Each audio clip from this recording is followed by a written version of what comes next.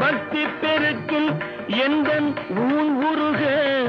அந்த பரவசத்தில் உள்ளே உயிர் உருக சக்தி எல்லாம் திரண்டு சிவம் பெருக சக்தி எல்லாம் திரண்டு சிவம் பெருக எந்தன் சந்ததியே உந்தனுக்கு அடிபணிய இறைவா சித்தமெல்லாம் எனக்கு சிவமயமே